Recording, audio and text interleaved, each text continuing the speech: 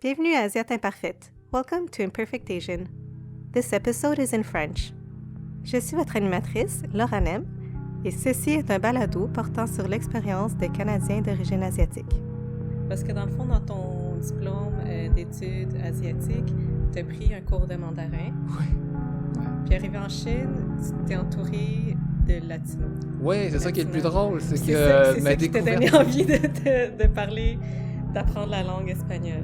Oui, ben je pense que ça dépeint bien le monde dans lequel on vit maintenant. C'est que c'est vraiment un monde global où est-ce que les contacts entre diverses cultures sont beaucoup plus faciles que la génération de nos parents.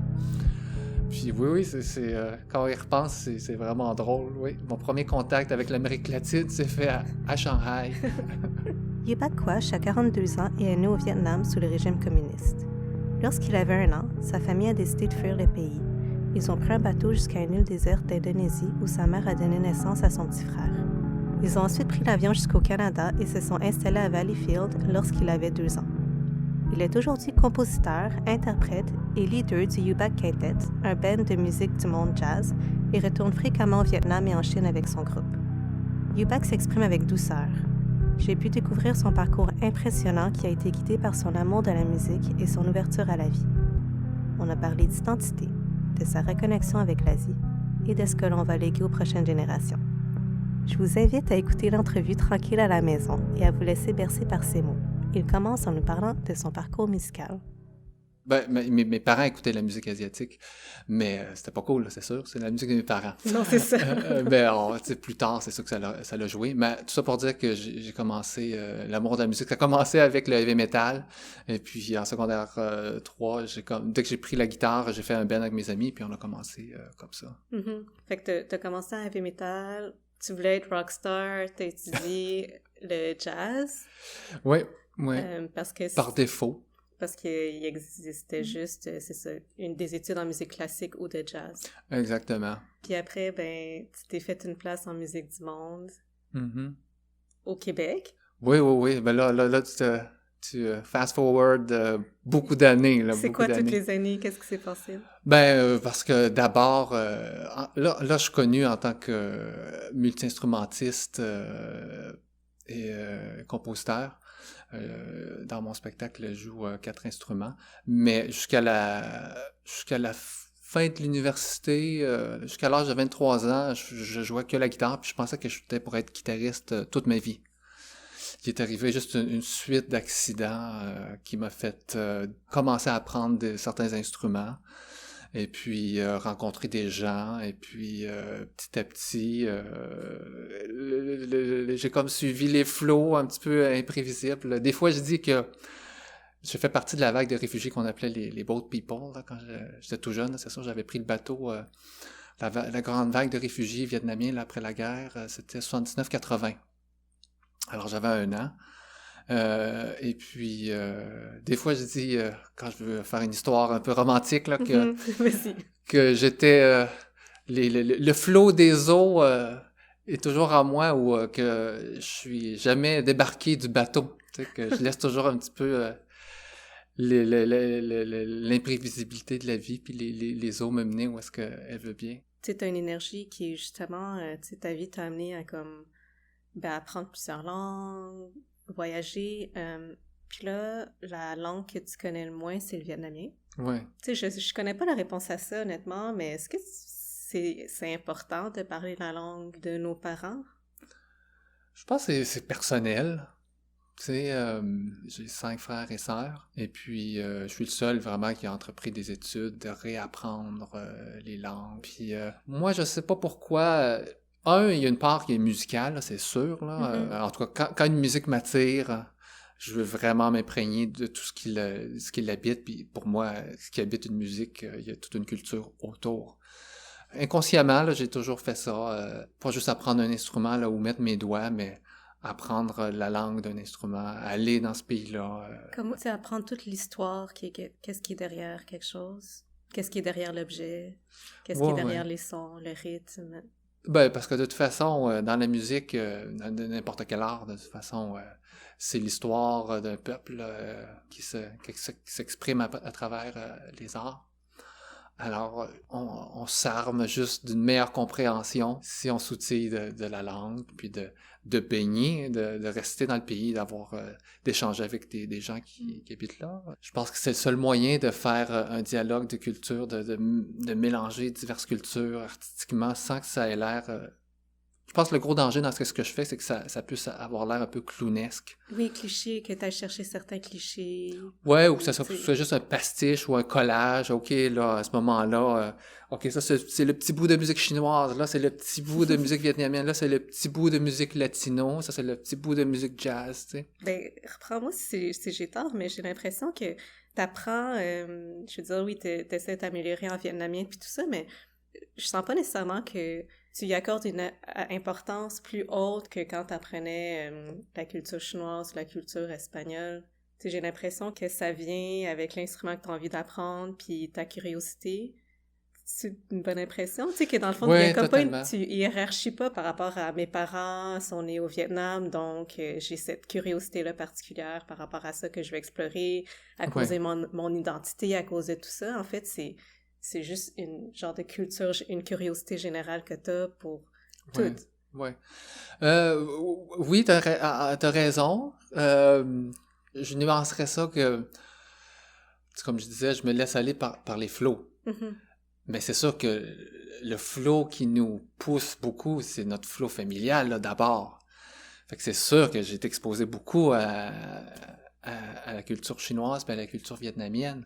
Puis j'ai entendu tout ça beaucoup quand j'étais jeune. Fait que t'as raison dans le sens que oui, je donne autant d'importance à l'espagnol ou la culture du Pérou, les musiques, et j'ai autant ça à cœur que les instruments asiatiques que j'ai appris.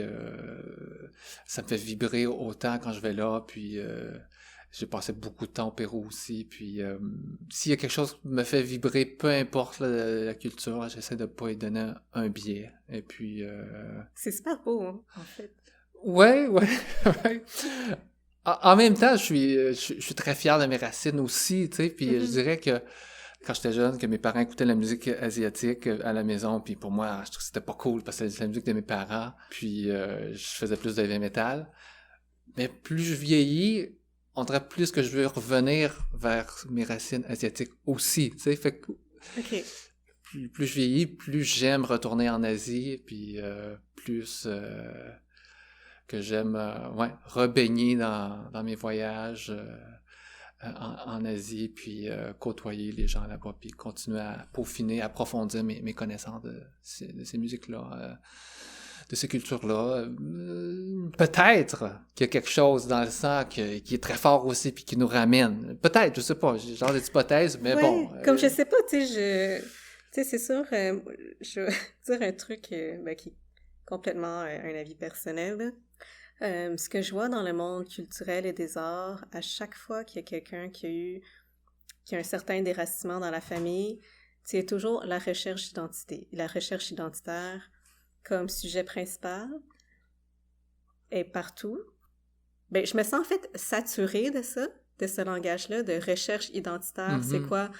C'est quoi mon identité? Puis en fait, tu sais, je suis saturée aussi parce que je suis un peu tannée d'entendre qu'il y a juste une identité qui se trouve dans le passé. Puis je me questionne plus sur, oui, il y a une importance à se comprendre, mais à un moment donné, comme c'est quoi que je veux construire, ou est-ce que c'est important que je construise en étant conscient de ça?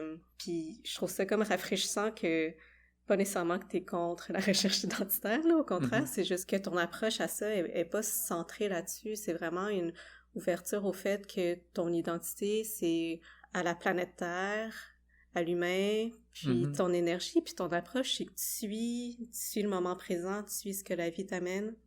Tu cherches pas ton chemin, en fait. Tu t'es vraiment laissé bercer par ce qui se passait, puis... Mais je dois dire que je les ai eu, moi, les périodes aussi, là, de beaucoup d'années de recherche identitaire aussi, là. Je pense qu'on les a tous. C'est intrinsèque à tout le monde, c'est essentiel. C'est juste qu'avant, personne ne se posait parce qu'on voyageait pas tant que ça, puis il y avait pas tant de voyages... de migration de population qu'il y en a autant qu'aujourd'hui. Mais oui, moi j'en ai eu des périodes là quand même là, surtout quand je suis déménagé de Valleyfield à Montréal à 18 ans, Puis là, j'ai commencé à côtoyer la communauté vietnamienne de Montréal. Puis je voyais, là, je parlais vraiment pas bien vietnamien. Puis là, tu sais, je me faisais beaucoup regarder là de haut, là. Tu parles pas vietnamien, puis c'est tout croche ton affaire. Puis t'as les cheveux longs, c'est quoi cette affaire-là? Puis je me sentais un peu rejeté, tu sais. Mhm. Fait que là, c'est sûr que là, ça commence à avoir un petit tourbillonnement là à l'intérieur, ces petites affaires-là qu'on a tous, tu sais, je pense, là, puis des regards qu'on a, là, qui peuvent venir des deux côtés, de notre côté du pays d'origine de nos parents ou de notre pays d'accueil, tu sais, qu'on se sent jamais à 100% à la maison. Quand on a des amis québécois de souche, c'est sûr qu'il va y avoir des référents là, culturels, que je pense que c'est ça qui crée le tourbillonnement chez les familles immigrantes. C'est qu'on n'arrive pas à retrouver cet enracinement-là de plusieurs décennies, de plusieurs siècles. Mais ta famille, à toi, en fait, vous êtes au moins 3 générations de déracinés. Tu te dis dans quel sens? Ben, dans le sens que il y a le déracinement, t'es né au Vietnam, déménagé au Canada. Oui. Puis tes grands-parents sont nés en Chine? Arrière-grands-parents. Tes arrière-grands-parents sont nés en Chine? Oui, mais ça fait, dans le fond, ça fait quelques générations que vous êtes d'une autre origine, mais dans votre pays. C'est dans notre sang, je pense, la migration, là. Quand j'en parlais avec mon père, là, mes arrière-grands-parents, ça serait environ dans les années 20. Ce qui est logique, là, c'est vraiment les années où est-ce que ça commençait à brasser beaucoup en Chine, la fin des dynasties impériales. En tout cas, ça brassait beaucoup, puis là, il y a beaucoup de gens qui ont commencé à migrer à ce moment-là. Et puis, oui, voulais-tu dire quelque chose par rapport à ça? Je sais pas. Okay. Non, mais des fois, des drôles de réflexions que j'ai par rapport surtout depuis le test d'ADN que j'ai fait l'année passée, là, qui sort vraiment un tiers avec le chinois. En fait, peux-tu dire clairement, en fait, c'était quoi le résultat de ton test d'ADN? Sans que ça soit une science là, 100% précise, mais qui est quand même relativement précise, là.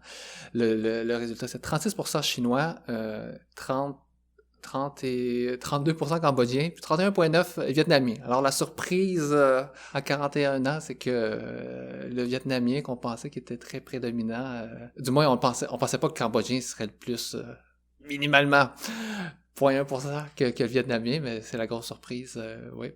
On peut dire que j'ai le sang pratiquement égal, un tiers de 3 nations là, qui ont été historiquement toujours perpétuellement sous tension, oui, là, entre même elles. Même aujourd'hui. Et puis, puis là, on est arrivé au Québec avec les tensions québécois, francophones, anglophones, les deux solitudes. Quand je pense que ma famille est migratoire depuis longtemps, des fois je pense comme... On a toujours grandi dans le conflit culturel, là, nous, et c'est ça, politique, là. Depuis 1920 que ta famille, vous êtes dans ce genre de conflit culturel-là. Oui, dans ce barouettage-là aussi, parce que c'est toujours ça qui nous a fait bouger aussi. Tu sais, c'est probablement que la situation en Chine qui était vraiment difficile socialement, politiquement, qui a fait bouger mes arrière-grands-parents au Vietnam. C'est la situation à la fin de la guerre du Vietnam qui nous a fait bouger pour finalement arriver au Québec. Fait que oui, c'est toujours les situations des résultats de notre époque, vraiment. Puis des tensions culturelles qui se rattachent à chaque pays. Ouais. Mm-hmm. Sens-tu que vous allez être au Canada pendant quelques générations? Est-ce que tu as envie de rester ici, au Québec? Oui, c'est plus je voyage, autant je dis... je pense que je mature dans plein de sens, puis j'ai plein de contradictions aussi, comme plein de monde. Mais oui, j'adore retourner en Asie, mais plus je voyage, plus je me rends compte que, waouh, on est vraiment bien, tu sais, ici, puis j'adore être à Montréal, au Québec, on est bien, au Canada, on est bien, je trouve. J'adore Montréal. En fait, plus je voyage aussi, plus ça me confirme que Montréal, c'est vraiment la meilleure ville où habiter à travers le monde. C'est pas facile quand même. Je veux dire, tous les pays occidentaux multiculturels vivent des défis, mais je pense qu'on arrive à les vivre ici sans trop se déchirer la peau, là, puis sans trop se donner des coups.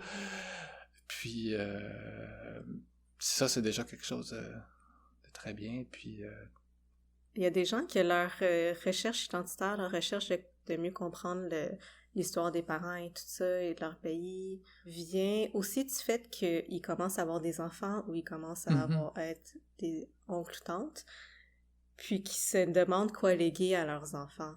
Ouais.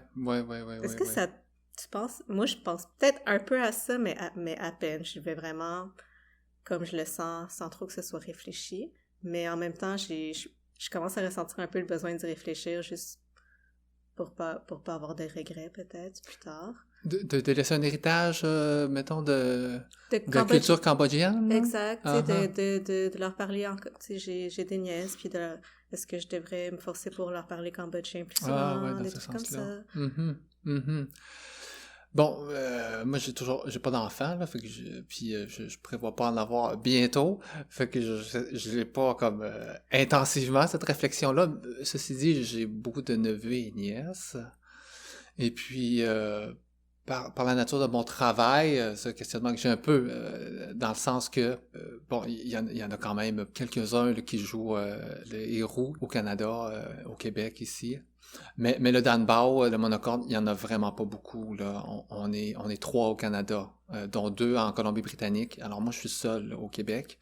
Puis à travers le monde, il ne doit pas en avoir beaucoup non plus. C'est sûr que la plupart elles sont au Vietnam, mais non, c'est pas un instrument qu'on voit beaucoup là, à l'extérieur du Vietnam. Puis quand je dis on est 3 au Canada, je dis c'est à jouer professionnellement. Fait que des fois, j'ai commencé à faire des concerts pour le nouveau centre culturel vietnamien au Canada qui a ouvert l'année passée. Puis je sens un intérêt des Vietnamiens, là, puis même les Vietnamiens au Vietnam, mais commençons par les Vietnamiens ici, la communauté. Je les sens très fiers, là, tu sais, de me voir, qu'ils voient qu'il y a quelqu'un de l'autre génération. Bon, j'ai 42 maintenant, je sais plus si je me considère dans la nouvelle génération, là, mais en tout cas, je vois qu'il y a un certain espoir mis sur moi là, à passer peut-être quelque chose. En tout cas, ils sont très fiers, tu sais, comme ils me voient jouer. Là, ils vont encourager leurs enfants à venir me voir jouer, ou même quand des jeunes asiatiques, vietnamiens, chinois, ou peu importe, ou d'Asie viennent me voir jouer. Je le sens après un spectacle, là, ils viennent me parler, puis je les sens très inspirés. D'avoir un musicien asiatique sur la scène?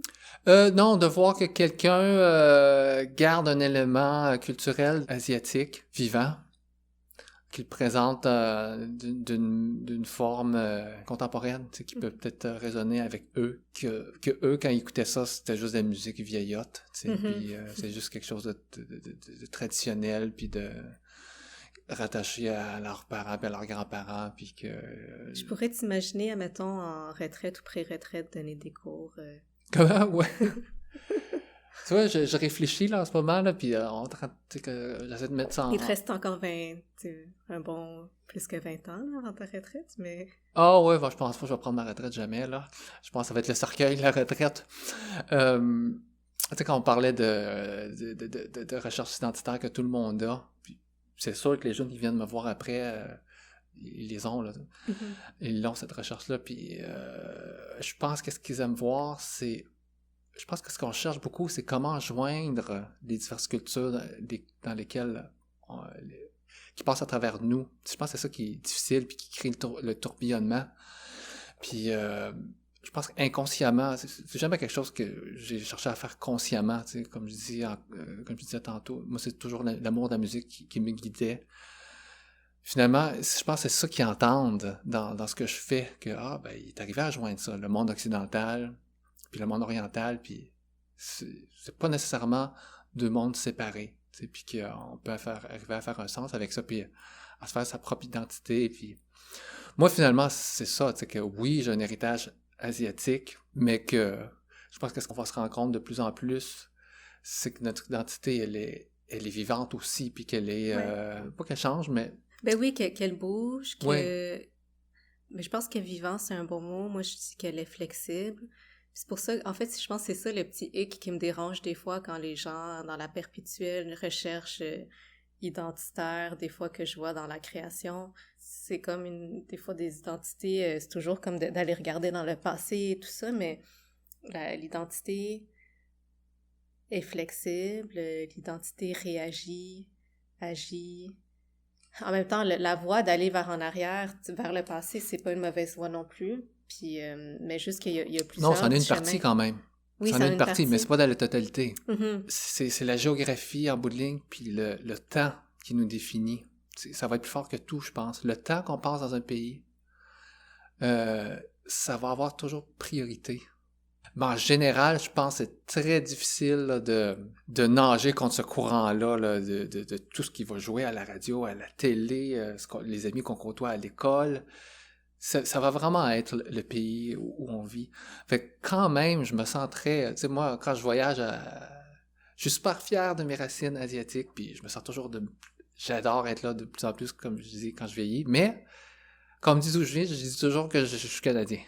Ben moi, quand on me demande d'où je viens, je réponds que je suis canadienne-française. Mm-hmm. En fait, tu sais, je m'associe à la culture québécoise. Je veux dire, j'ai fait toute ma scolarité ici. Toute la culture populaire avec laquelle j'ai grandi a été québécoise et américaine. Donc, puis après ça, c'est sûr que ça fait un peu réagir parce que c'est comme « Ah, tu parles français? » Mais aussi, ça amène une complexité aussi des fois dans certains pays parce qu'ils se disent « Ah, mais tes parents sont arrivés. » Tu sais, ils posent plus de questions sur c'est quoi le chemin familial parce que clairement, je suis d'origine asiatique.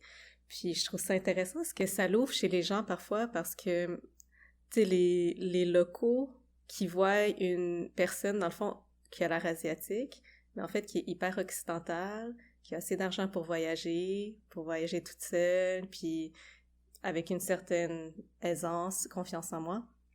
Et de se dire, OK, tu sais, il y a quelqu'un dont ses parents est sorti d'un pays en voie de développement, est arrivé au Canada, puis maintenant, ça donne elle.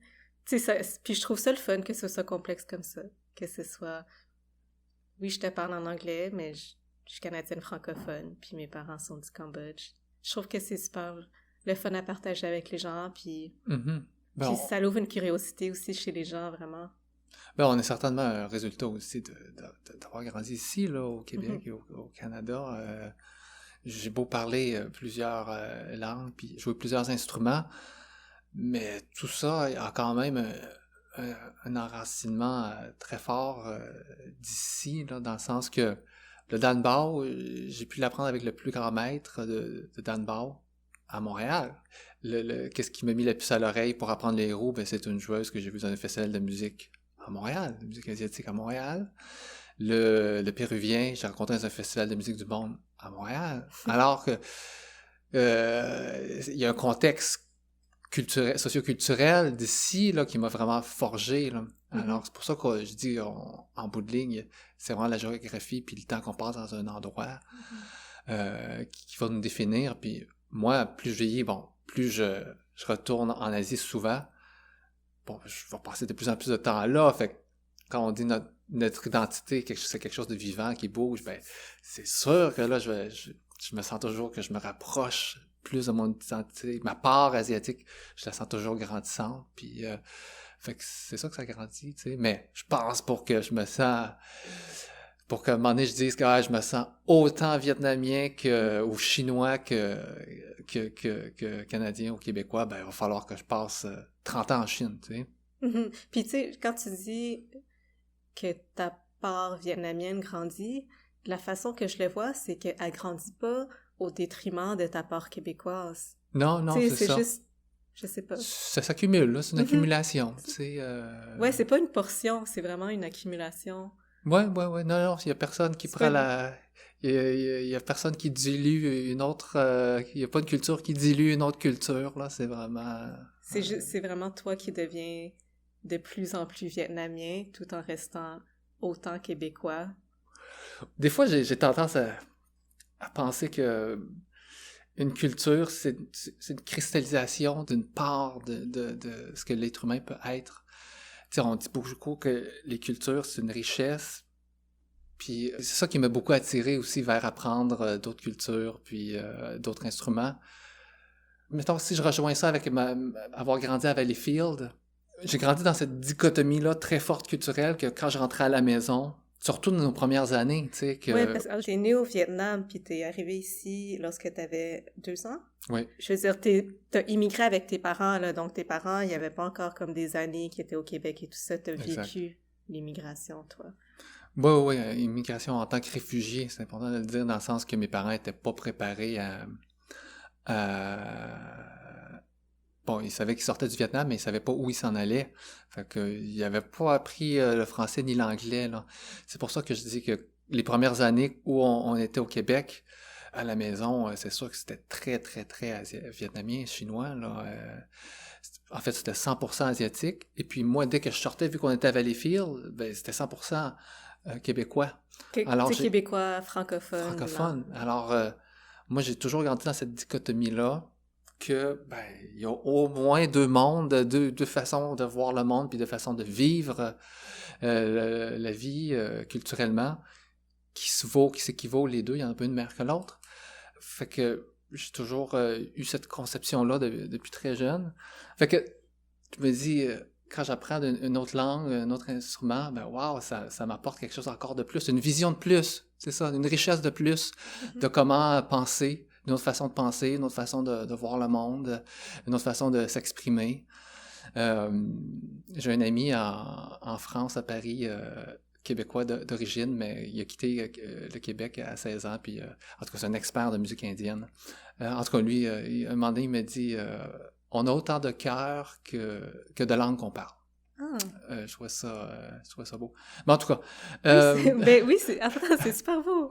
On a autant de cœur que de langue qu'on parle. Tu sais, dans mon questionnement de pourquoi je verrais plus comme un Asiatique ou qu'un Occidental.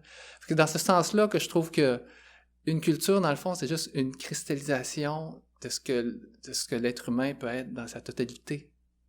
Cristallisation dans le sens que, bon, les gens d'un peuple sont habitués à faire des choses d'une certaine manière, puis après ça, là, avec le temps, ils l'ont toujours fait d'une certaine manière. Ils ont toujours mangé les mêmes aliments.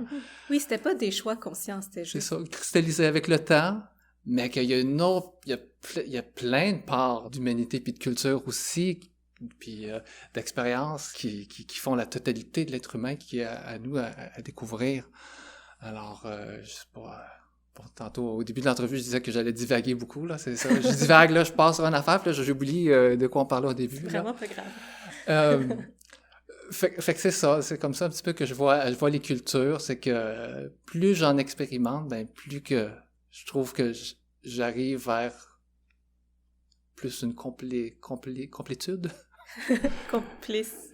Tu sais, t'as juste rajouté un morceau de plus au bonhomme qui s'appelle être humain, tu sais. Mm-hmm. Quand tantôt tu disais que je deviens pas plus vietnamien au détriment du Québec. Non, c'est juste des morceaux de plus qui s'ajoutent finalement pour à un tout qui est infini. Qui était complet qui est complet à la base. C'est juste que nous, à travers le temps, à travers l'histoire, à travers l'évolution d'être humain, peut-être que ça s'est éparpillé à travers la Terre, tu sais. Mm-hmm. C'est ce bout de casse-tête-là que tout le monde a en lui, en elle. Là. Fait que, ouais, c'était beaucoup à la mode aussi de parler de ça, citoyen du monde, puis qu'on est tout, qu'on est global, puis qu'on est tous pareils. Mais en même temps, j'ai pas toujours pensé ça, là, mais maintenant, on a atteint une certaine limite aussi de globalité. Tu sais, je pense que on se rend compte qu'on veut pas tout être pareil, finalement, tu sais, puis qu'on va pas tout parler l'anglais, puis que... Mais en fait, qu'il n'y a pas une façon d'être, puis avec la globalisation, puis avec tout l'accès, tu sais, on dirait que les gens essaient d'avoir la solution ou la façon de vivre, la perfection, mais en fait, la perfection n'existe pas, tu sais, c'est vraiment, il y a une diversité de valeurs, d'approches, de vie, de façon de voir les choses que, tu sais, pendant que le monde commence à, disons, s'américaniser, t'as aussi l'autre vague de gens qui se disent, ben non, en fait, il faut qu'on balance toutes nos opinions, tu sais, il faut tout le monde a quelque chose à apporter.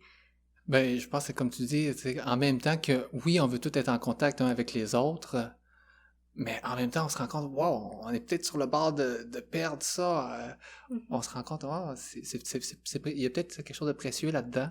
Ben comme, tu sais, quand je disais tantôt que, tu sais, avec mes nièces, des fois, je me demande si je devrais parler cambodgien avec eux ou non, puis en fait, tu sais, ça me rappelle, ce que tu dis me rappelle le fait que lorsqu'elles parlent cambodgien, elles vont avoir 3 ans bientôt.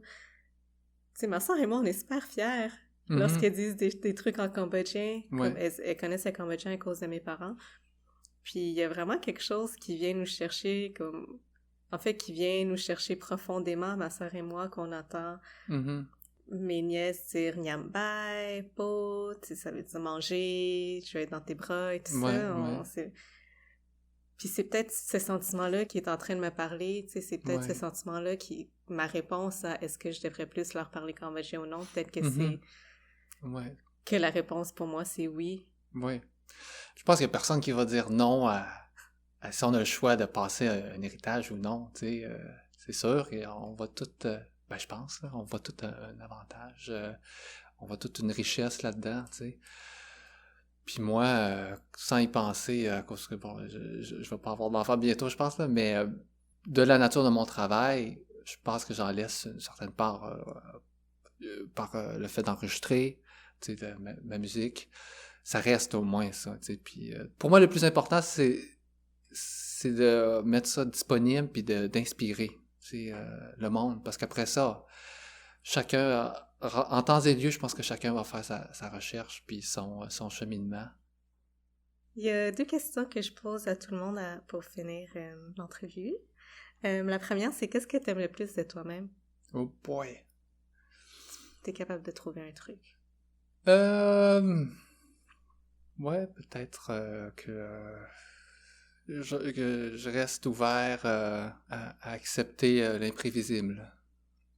Quand ça arrive, que ça soit bienvenu, puis que je le prenne, puis que ça fasse partie de mon parcours, là, ce qui m'a permis de me définir. Là. Je pense que c'est ça que... Je sens que je suis toujours une addition d'âge, dans le sens qu'il y a toujours une part de moi qui a 5 ans, toujours une part de moi qui a 6, qui a 12, 18... Je la sens toujours là, tu sais. Fait que c'est peut-être ça qui fait que je suis curieux, puis que je suis léger, comme tu dis là. C'est peut-être l'enfant en moi qui est toujours là. Peut-être. Mm-hmm. Puis qu'est-ce que tu voudrais dire à un Yubak de 18 ans? Si tu as quelque chose à lui dire. Ben que la vie est souvent pratiquement jamais comme on le prévoit. Parce que bon, là, je le dis de façon romantique, bon, que je me laisse emporter par les eaux, puis blablabla, puis que ça a l'air ben film romanesque, mais non, souvent... ça a été difficile quand même. Ben oui, quand ça arrive, là, beaucoup de frustration, beaucoup de périodes de dépression, de recherche, mais c'est ça, la vie, c'est plein d'imprévisibles, puis ça arrive rarement comme on le prévoit, puis... J'ai lu ça quelque part, là. Puis je trouve ça juste, là, quand quelque chose... Attends. Quand on n'obtient pas ce qu'on veut, ben, ce qu'on obtient, c'est de l'expérience. C'est vrai que c'est juste. Ouais, c'est ça. Puis c'est bon de le garder en tête parce que souvent, ben, on n'aura pas ce qu'on veut. Hey, merci! Je suis contente que tu sois venue. Ah oui, terminé. OK, ben merci beaucoup. Ouais, ça passait vite. J'ai trop parlé de moi, là? On n'a pas parlé de toi. Non, on n'a pas parlé de moi, mais c'est comme pas grave. On parle pas tout le temps de moi. Je suis trop narcissique, là. Ça doit être ma date de fête, là, qui est comme la même date de fête que Donald Trump. Ah, ça explique. Ça explique pourquoi je parle trop et que je parle juste de moi. OK. Évidemment, Yubak est loin de ressembler à Donald Trump. Sa voix, remplie de sagesse et de bienveillance, me fait beaucoup de bien. Je le vois comme un ami de qui j'ai beaucoup à apprendre et je me sens toujours très sereine après lui avoir parlé. Je vous invite à écouter les autres épisodes d'Asiates Imparfaites pour continuer à découvrir le parcours de d'autres Canadiens d'origine asiatique. Merci de nous avoir écoutés, merci à Yubak et merci à mes collaborateurs Emmanuel Esler et Chitakun Bakam.